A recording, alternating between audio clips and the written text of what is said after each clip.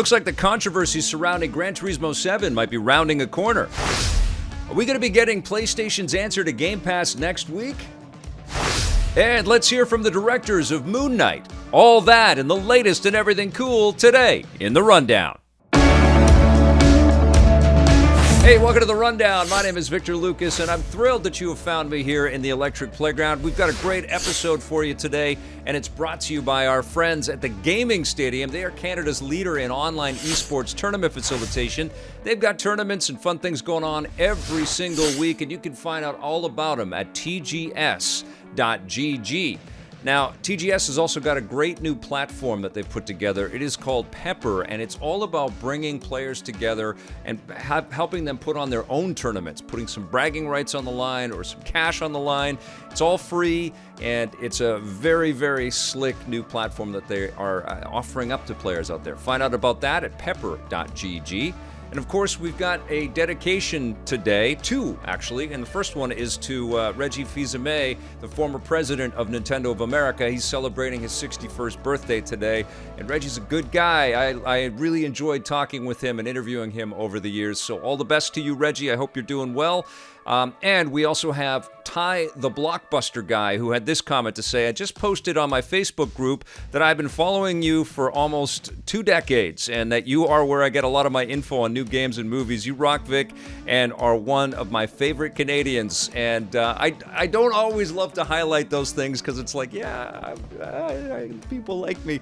But it's really kind when people say things like that, and I appreciate it so much. I also appreciate that people, in this deluge of information that's out there, professional outlets and lots of YouTubers and other streamers and all that stuff, people spend time with Electric Playground, and they find me.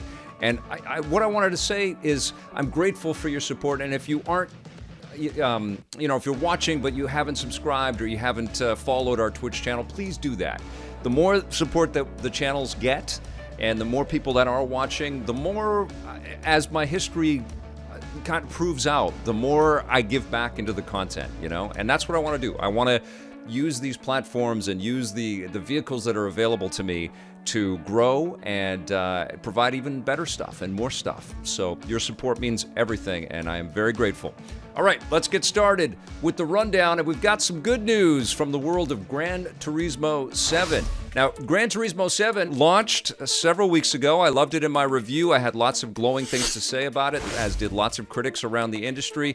It's hovering just below a 9 on Metacritic, but a lot of the users out there have been very disappointed in this title. A big reason for that is the amount of grinding that you have to do in order to access the better vehicles in the game. You have to earn the credits by winning races and then spend those credits on cars. There's also been some issues about the fact that it is heavily slanted to be a single-player CarPG type of experience where you're unlocking all kinds of cool stuff.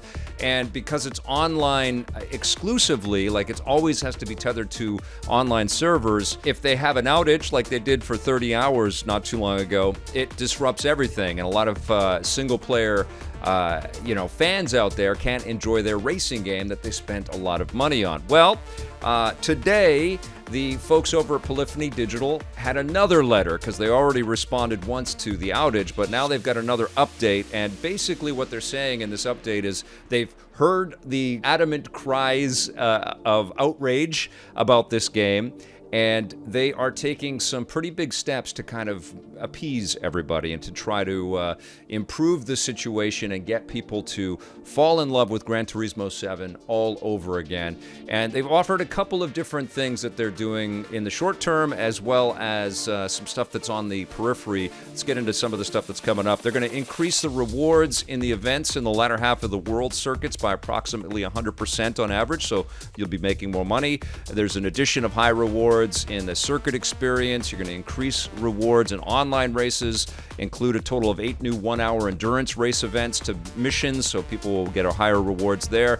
Essentially, they're working out all kinds of different strategies to give people more money for playing the game and doing well in the game and beating the races, which is, I think, going to appease people in the short term for sure. And the other thing that they're doing is they're offering up $1 million in credits in the game. They're not giving people $1 million. They're giving 1 million credits in Gran Turismo 7 so that people can take that money and buy some fancier stuff with it right away. And that's kind of like their apology kickback to everybody out there. And so that's going to be immediate. And they're also working on some other bigger strategies for this game, which is unbelievably and irrefutably robust. There is a lot of stuff in this game, and I think that's where a great deal of the anger and the concern around this title has come from, is that there is a beautiful, fantastic experience in here, but it's kind of buried over some of the decisions that have been made as this game is launched. And so they're kind of rolling back on some of that, and they're going to reward players with more revenue for the time that they spend in it. And so conceivably it will become much easier for players to pick up the better stuff. But the big thing that everybody really wants out of this game, and I think this would solve a lot of stuff, so they're, again, down the road, and they don't have a date to commit to this, is they are going to increase payouts. There's going to be more World Circuit events. There's going to be endurance road races. There's going to be online time trials. But at the very bottom of this letter, it says, make it so the cars can be sold. And honestly, that's the way the game should have started. The game should have had the built-in economy, and it's very Forza-like, because that's one of the major selling points of Forza and Forza Horizon, is that sort of online marketplace where you can race around in a car and then say, I want to get rid of it and make some credits back, or you can buy used vehicles and things like that. You can still buy used vehicles in GT7, but now you're going to be able to sell cars that you don't want and make some money back that way. So good on Kazunori-san and his team at Polyphony. It was inevitable that they were going to have to respond this way. The drums of war were beating across the internet, and people were really, really furious. There's 1 million YouTube videos out there right now with people just shaking fists, and you've all seen thumbnails where we've got YouTubers just ready to kill this thing. And that's not good. That's not good for business.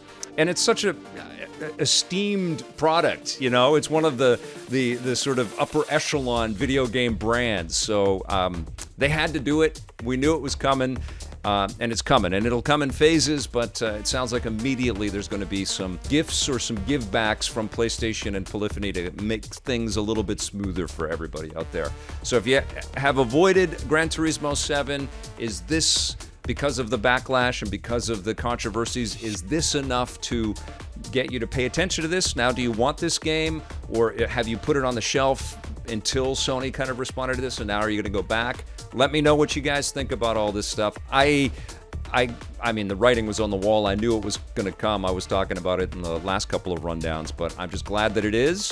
And Gran Turismo 7 can, do some victory laps, because it's a great game. All right, let's move on to a very special deleted scene that Matt Reeves gave us for The Batman.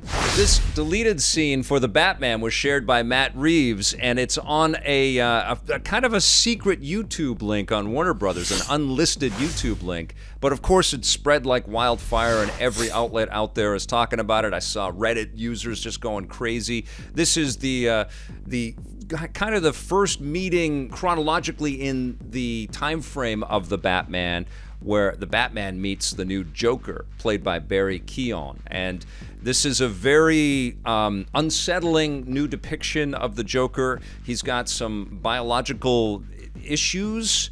You can see that his face has got some pretty crazy anomalies on it, and he doesn't. He looks abnormal. There's some stuff going on his face. There's some scabs on his face and on his hands, and his hair is all patchy. And basically what's happening in this scene, and I apologize if you haven't seen The Batman and you're watching this and you're getting all kinds of spoilers, but this new Joker is very different from what we have seen before. He is not the Heath Ledger Joker. He's certainly not the Jack Nicholson Joker. But Batman is visiting him to kind of get some information, because there have been these murders in Gotham City, and he's trying to figure out, he's being a detective. He's going to a potential source to try to help him understand the criminal insanity that he's facing. And so he passes some of the paperwork and some of the photographs to the Joker and tries to get him to help him with stuff. And Matt Reeves and his cinematographer do a really good job at not revealing too much about this new interpretation of the character. We hear him laughing, and we see that he's got this ever-present grin on his face, but you can feel that it's a very different vibe for this Joker. And Matt Reeves has been out in interviews talking about the fact that he was deciding whether he was going to put either, because there's another Joker end credits sequence in the Batman, and he was deciding whether he was going to put either one of these scenes into the film. But he obviously wants to tease what could be if more Batman movies were to be made. There will be many more movies in this series for sure. The Batman is a blockbuster. It's a huge hit around the world, and I didn't know that it would be, because it is so dark and moody, and you can see it, man. It's like everything's out of focus and creepy, and it's really artfully and intelligently made. It's a wonderful movie, and this sequence, it's 5 minutes of just this back and forth with these characters, but there's a lot of blurry, out of focus shots, and a lot of kind of distorted imagery that we're seeing on screen, but it's incredibly effective. And certainly these tight shots on Barry Keoghan's Joker are just it's unnerving. I'm really curious to see this actor evolve and this character evolve in the role, or this actor evolve in the role and this character evolve in the story. I think we're going to see some really interesting things. I'm dead certain there wouldn't be this much buzz and hype and sort of reveal around this actor in this role if he wasn't coming back. So I'm sure that's what the announcement soon will be, is that he will be the big bad in the next movie. But this last shot, I think, is the most disturbing, because we see how tortured this character is, and Batman just he feels like he can't get any help from him. But we get to see a little bit more of who this character is going to be, sort of facing up head-to-head against the Batman, because he's got, even locked within the cell in Arkham Asylum, he has a tremendous amount of power, and he's fearsome. It's really good. It's a really cool little scene. Do I wish that it was in the movie? No, it makes sense for me that it wasn't, because it was a crowded film. There was a lot of subplots and lots of different characters and actors to kind of pay attention to. It was already a 3-hour-long film as well, so it was great that we we got a lot to kind of feast at the Batman buffet, and I don't think they needed to clutter it with more. But I am very, very excited to find out where the Batman as a film series goes. And of course, there's the HBO Max Arkham Asylum show, Gotham PD Arkham Asylum show that Matt Reeves is going to be putting together, and I think Jeffrey Wright is coming back for that, so I can't wait for that as Commissioner Gordon. But what do you guys think? Did you dig the deleted scene? Are you fans of the Batman film? I recently just rewatched for the second time, finally carved out the 3 hours, Spider-Man No Way Home, and I think what I want to do is go see the Batman again in theaters and then come back and talk about a repeat viewing of both of these movies, because I have some thoughts on Spider-Man, but the Batman is something else, man. What a special movie. All right, let's talk about something that we don't know for sure, but all signs point to something big happening at PlayStation, possibly next week. Bloomberg has been reporting that next week we're going to finally see what PlayStation's response is to Xbox Game Pass. In a story written by Jason Schreier and Takashi Mochizuki, they detail some of what we are expecting next week, and essentially what they're presenting and what they've heard through anonymous sources is that PlayStation Now and PlayStation Plus are going to blend, and we as subscribers to this new service that PlayStation is about to put out there will have access to a huge assortment of titles from the PlayStation canon. So there's going to be a lot of classic titles from previous consoles, which is great and something that I've been asking for a long time, and something that we did get a kind of taste of on PlayStation Now to a degree.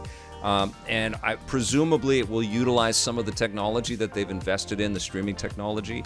But also, I think it's going to be a subscription, and probably a tiered-based subscription from a lot of the reporting that's out there and a lot of speculation that's out there that will allow us access to a deeper and deeper collection of previous generations of titles and from previous consoles and stuff. So it won't just be Sony's really, really strong first-party content, just like Xbox Game Pass. They're going to be able to dip into their partners' work as well, and people will pay a certain amount of money every month, and they're going to have access to tons and tons of games. And I think that this is kind of the way that the video game industry becomes embraced by more and more millions of people, and that's what the game is now. It's not just about appeasing all of us that are already in the door and are huge fans and lifers around these different types of brands. We're always going to be interested in whatever Nintendo and PlayStation and Xbox are working on. But Game Pass is at 25 million subscribers already on record, which means that they could be much bigger than that already. And they are growing every day. And every time there is a game, like we've got MLB The Show 22 coming up pretty soon, and it's going to be and I'm sure the timing around the announcement of this PlayStation service is very much, cognizant of the fact that Game Pass players on Xbox can just download it to their machines, whereas currently on PlayStation, you're going to have to pay the $60 to $80 or whatever if you don't go for the collector's edition, which will get over $100 probably, for the game to play it on PlayStation 4 or 5. And now they can answer that if this service does indeed launch next week. And so, what I'm most curious about is the archival content and the classic material and the benefits of playing some of those classic titles on especially the PlayStation 5 might be, the enhancements, because we see a lot of really terrific enhancements on playing classic software on Xbox Series X. So hopefully we have the same kind of thing for some of the titles that time has forgotten a little bit. And the thing also that I wanted to kind of talk about here with this non-announcement yet, it's still rumor, it's still speculation. Until Sony comes out and actually does this, it's really just all of us kind of wishing and hoping and speculating about what potentially might happen. But when it does happen, I think this is an amazing way for Sony to celebrate its history. And Sony does a good job at creating new events and new moments where, all eyes are on the work that they are creating currently. They come out with a new Uncharted or a new Last of Us or a new God of War, and the world stops and says, oh my God, this is incredible. But they don't do the best job. And you can look at Nintendo and more recently Xbox, they don't do the best job at sort of honoring what they have built, where they have come from. They've done a good job at kind of hiding that stuff, and we hear about digital stores closing down and all that stuff. And it's not just PlayStation, obviously Nintendo's doing that kind of thing. And it's all disconcerting, but there's so much incredible work in the Sony first-party catalog. They have invested in so many excellent games over the years, and I am really, really interested to see, how well they celebrate that. And I hope it's not just, here's the game in the classic resolution, and it's going to run kind of crappy on your new machine. I hope it's tweaked and tuned, and there are trophies attached to the stuff, and some new ways to share the stuff, and whether you can clip out video, just make it really a celebration, like the embellishments that Nintendo is doing to N64 and NES and Genesis stuff, being able to rewind, and actually they don't let you rewind, but they let you save anywhere, that kind of thing. I really hope that we get a lot of that kind of stuff with the PlayStation stuff, but I also want them to go a step further, and this is me selfishly thinking, like, I want to see some classic interviews. I want to have special days on the calendar that sort of acknowledge Ape Escape, and Sly Cooper and all of these brands that didn't exist before PlayStation came out on the scene and said, yeah, we're going to pour millions of dollars in this direction. Battle Arena Toshinden, their relationship with Rockstar and Grand Theft Auto and Metal Gear Solid, and all kinds of really important moments have happened because of PlayStation being in this business. And that's what this new service should be about. It shouldn't just be like, we got all this stuff, and we know you probably don't really want, but it's there if you pay us $10 a month. It shouldn't be about that. It should be like, this is, and honestly, that's kind of what Nintendo is doing right now. We're a little bit angry that there aren't more things on these digital stores from Nintendo, and there aren't more consoles on these digital stores, and they close down the virtual console. But every time they do release these games on these classic verticals on Nintendo Switch Online, they kind of make a big deal of it, and suddenly we see F-Zero X, and we're like, wow, man, that was a cool game on the N64. I want to play that again. And you can bet that something big is going to happen around GoldenEye when that finally comes. And, the fact that Majora's Mask swirled all across the internet and everybody was talking about that again on the N64, that's cool. And I definitely want Sony to do something similar to showcase it. If they can't do video, maybe there's some textual stuff that isolates how these deals came together and what this game meant to that studio or those developers. Celebrate this stuff. It's a little tricky to kind of talk about the specifics of what we want out of this, knowing that it hasn't been announced yet. But if they do this right, and I really hope they do, they're going to have a lot of classic stuff tied with access to their brand new AAA stuff, and that's going to be very compelling and very competitive going back at Xbox. And I know that there's a contingent out there, a huge contingent, that just wants physical releases and they want to own their games. They don't want to be subscribed to. And I think that will continue to persevere from the stakeholders. I think they will still offer that opportunity up to players out there. But I think there's going to be this explosion of new consumers that are going to test a lot of these games and play a lot of these games, specifically because they don't have to have that huge upfront investment, And if PlayStation also does a lot of the same kinds of strategies of porting their content to different platforms, we're already seeing a lot of PlayStation stuff on PC.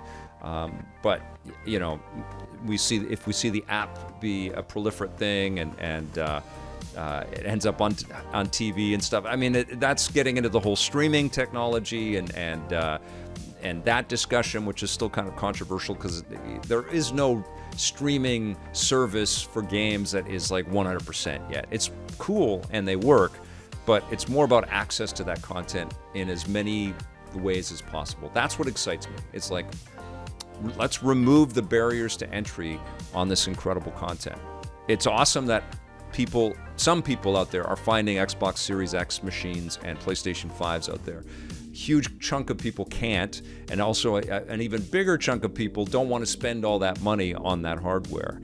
And but I think that they would love these games if they were spending, I don't know, $10 or $15 a month, and they found some other unique ways to play this stuff. It will be interesting to see if this also, if PlayStation's announcement also carries over to the PC ports of these titles, and maybe that's going to be something that they put together in partnership with Steam and Epic Game Store. Who knows? Very excited about this, though, and my fingers are crossed that it's next week. All right, I've got a couple more things to tell you guys about. Stanger of Paradise is out on the marketplace, and I have been playing it. I streamed it the other day, and I actually had a pretty good time. It's another Soulsborne type of experience, going back into Final Fantasy kind of history and lore, and sort of tweaking it and tuning it and presenting it as a hack and slash kind of Soulsborne action role-playing game. And I didn't know that jumping in. I mean, I saw the trailers and all that stuff, but they're incredibly flashy, and they don't really kind of showcase exactly what the gameplay is like. But yes, it plays a lot like the Neo type of experiences, or the Dark Souls games and Elden Ring. This is developed by Team Ninja, so there's a heavy emphasis on action and some really long cut sequences. We discovered that when we were streaming it the other day. But it is cool, and there's some really interesting characters, and there's some nice throwbacks to the classic, I think the very first Final Fantasy game, which is kind of cool. But the news on this game is that it's being crushed in the marketplace, and it probably wasn't the best decision to release this so close to Elden Ring, because I don't like, if you like this genre, you're playing Elden Ring, like you're not sort of putting that away and saying, well, I got to play this right now. In fact, the sales numbers are bearing that out right now. There's a Twitter tracker out there, Game Data Library, talking about the retail launch of Final Fantasy Origins in Japan, and it's about the worst for a Final Fantasy spin-off. Hat tip to Video Games Chronicle that brought my attention to this, and to this Twitter user. But you can see it's like 44,000 copies in the first week or something like that. It's a very poor launch for the game. I feel bad for the developers at Team Ninja and for the folks that invested in all this at Square Enix. They're getting hammered with a lot of their stuff recently. And I played enough that I can review it, but I can tell you that I had a good time playing the game the other day. It was cool. It took me a little while to find the groove, but I was really starting to enjoy it. I was playing it on PC and only at 1920 by 1080, so I wasn't trying to play this at full res at 4K or anything like that. It looked okay, but I've heard a lot of people have issues with the PC port specifically of the game. But it was running okay at 1920 for us. And I do want to go back to it, but it sounds like it might be one of these games that we're just going to forget about very soon, which is too bad. But that's another thing about the sort of competitive nature of video games as well, and the very hit-driven marketplace that we're in with games, and how the subscription services kind of sidestep that.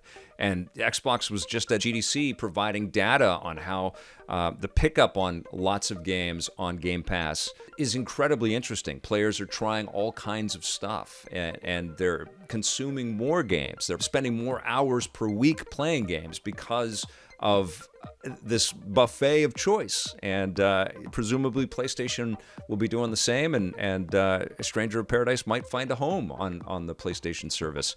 Who knows? All right, and I've got one final thing to share with you guys. I recently had the chance to speak with the 3 directors that are bringing us Moon Knight next week. I'm going to have a review for you of the 4 episodes that I've seen on Monday's show. But here's my discussion with the Moon Knight directors. I'm with Mohammed Diab, who is one of the directors on the first season, and I hope not the last season, of Moon Knight. Mohammed, congratulations on this show. It's breathtaking, especially that first episode, which is so freaking thrilling. Talk to me about coming to the MCU and working on Moon Knight. I'm really glad that you like episode 1, but I want to tell the audience they're going to even like the show still have great episodes. Episode 1 definitely is my favorite. I directed it. It's like my opening. It sets the tone. It sets the tone for sure. It's something that we're never going to forget. Coming to that world is just like I'm Egyptian director who made small movies that go to big festivals like Cannes or Venice. But working on this scale, on something that I love, like comic book movies, especially joining the MCU, is just like a kid walking into the chocolate factory. It's something crazy. And to prove myself that I'm just not this artistic guy, someone who really understands how Hollywood works and really have a feel of that. I think part of my appeal was I can bring something different. So I'm very happy with the reactions that are calling the show different and has a different tone. And a lot of people are say this quote, it's something like the MCU never had. Did you guys shoot the entire season, episode to episode chronologically, or did you shoot bits and pieces? Because I imagine kind of the scattered focus of Spectre and Stephen Grant creates a whole bunch of new challenges just in terms of scheduling and figuring out how to, because we're bouncing back and forth from in his reality in so many different ways. How did you guys plan and schedule all of the shoots for the individual episodes? Well, we wish we could say that the schedule was defined by the order of the episodes, but honestly, the wildest things affect the schedule. Things like, do you have enough space to build that set? Things like that. Right.